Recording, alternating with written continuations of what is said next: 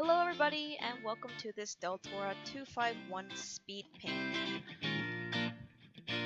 Today we are going to be drawing my original character, Deltora.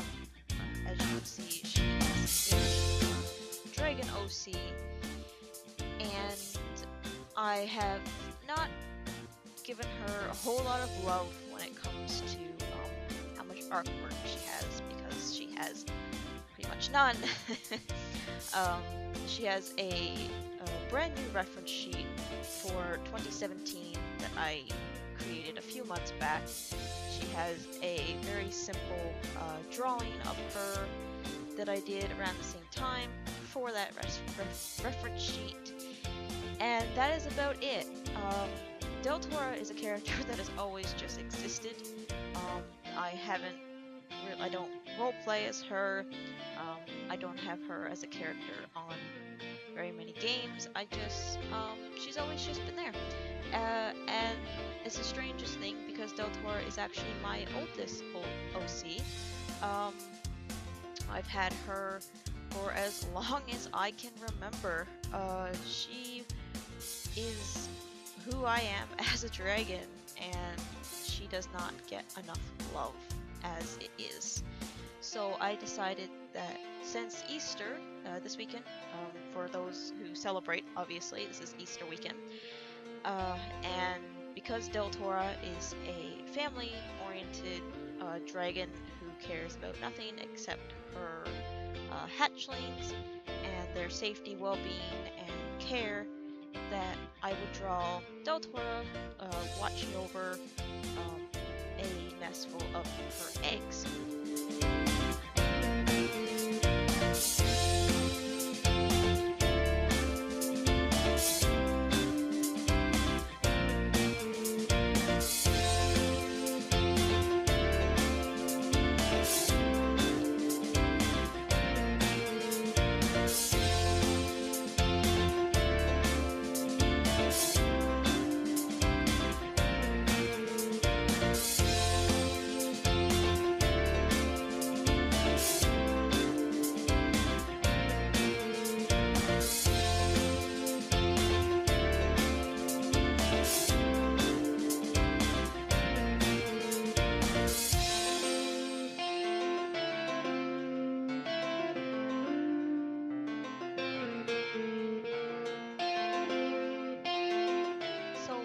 Ready to do the final inking here, and I just want to chat about this character, who she is, and just a few details about her life.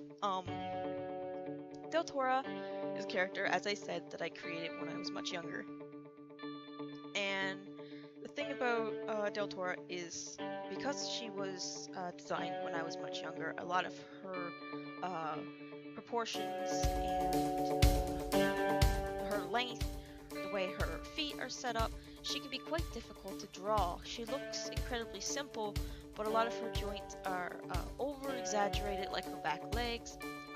Her toes are very pointed. Her tail is incredibly long, and you can tell that her neck is very lengthy as well. I believe I've actually cut back on the length in this particular drawing, but you'll notice in her reference sheet that her neck and her tail are of similar lengths. She's quite long, but when it comes to her overall physique, her body is not overly large. She isn't a massive animal. She's actually very lean and very fragile looking. So when I draw her, I try to keep her body as lean as possible while keeping the original length and large exaggeration in her limbs, tail, and neck, just to give her justice to the creature she always was. You also notice that she has very large eyes. That was probably just something I did as a kid. I like the large eye look. It's a bit extreme. I'm trying to dial it down while still keeping her original look as much as possible. The fact that Deltora is so fragile looking is probably part of the reason why she ended up with the scar over her eye. In her backstory, she got the scar while fighting a male dragon, protecting her hatchlings. She was clearly victorious, but came out with a pretty nasty wound over her eye that scarred pretty badly. A lot of her backstory is not worked out. Like I said, she's a character that's always existed, but I've never taken the time to work out her entire life. I know that she lived a pretty short life for a dragon. She 251 years, quite specific, but the reason behind that is because 251 is my favorite number. I don't really know why, it just always was as a kid. And well, we know dragons can live thousands of years, so she was fairly young, dragon-wise, when she died. But in this particular piece of art, she is still in her prime and is raising a clutch of eggs that she is incredibly attached to and would do anything to protect. The only thing that I have added to Deltora from her very first original look would be the leg markings, and the reason I did that was to give her a little bit of personality. There are times when I draw Deltora with a black body, the red leg markings, and the blue webbing. This is it's gonna probably be her updated design in the future, but I haven't yet come to the point where I want to fully change her design. I've tried it a couple of times. I just can't bring myself to fully change what I created when I was a kid. So I've gone back to the red and blue style, and I'll leave her like that for now. Maybe in the next couple of years I'll transition into her newer design, but for now this is her official look. When it came to the eggs, as I stated before, this was supposed to be a slightly Easter video, so I wanted to create patterns on the eggs that were kind of cute, or more what you would see on an Easter egg, to just to celebrate that a little bit in a very toned down kind of way, because this is more of a dragon drawing than it is an Easter drawing, and I didn't want to go too overboard on that.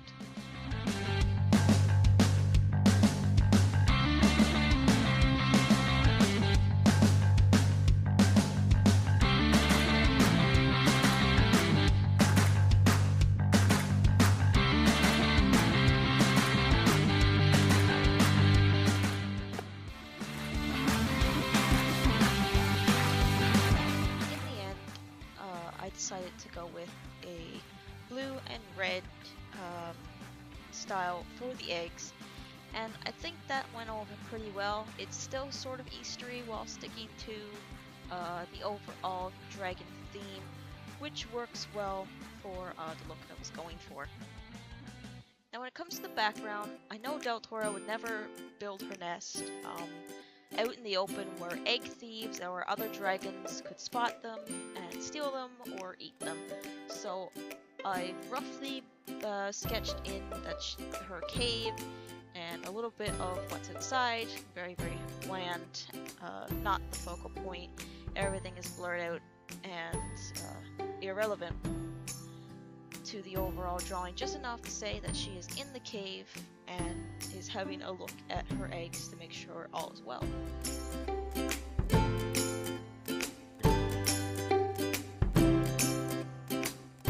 As I've stated in other speed paints, I'm not overly good with shading and lighting. I use this technique of lighting and shading in order to create depth, that the character is on a 2D plane but can look slightly 3D. Practice makes perfect, so the more you use it, the better you get at it.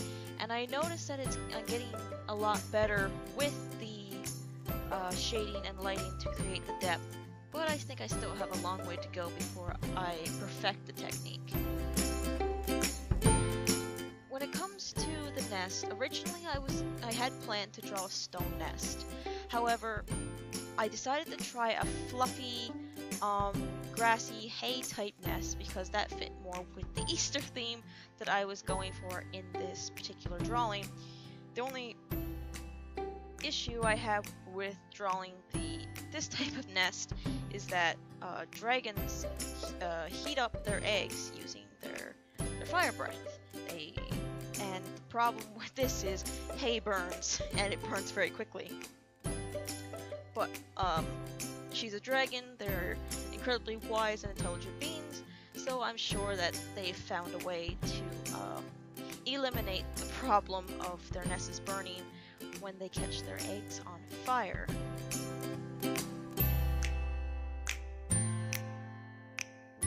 I did have a bit of trouble drawing in the smoke.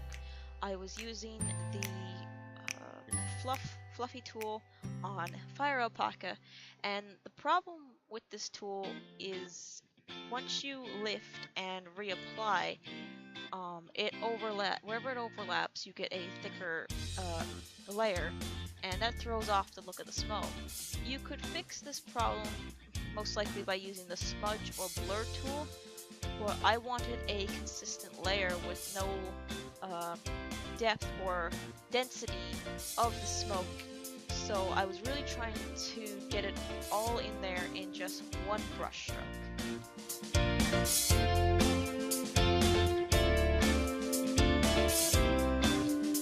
now I'm getting ready to draw in the glow on the eggs and the fire that has been blown. Deltora is looking at her eggs. She just blew some fire on them, and now she's trying to decide if they are warm enough or if she's going to blast them again.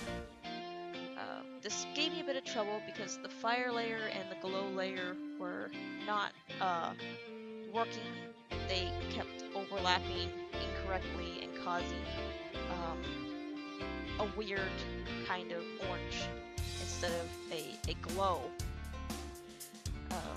After I got that much figured out, I added a tiny bit of glow to Deltora's beak here, just to show that the eggs are still very, very hot, and they are emitting the glow as much as they are glowing themselves.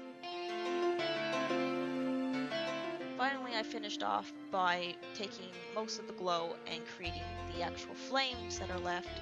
Like I said, the nest is not scorched, but we're going to leave that up to dragons. And there we go, here's the final product. I hope you enjoyed watching this speed paint. See you guys later.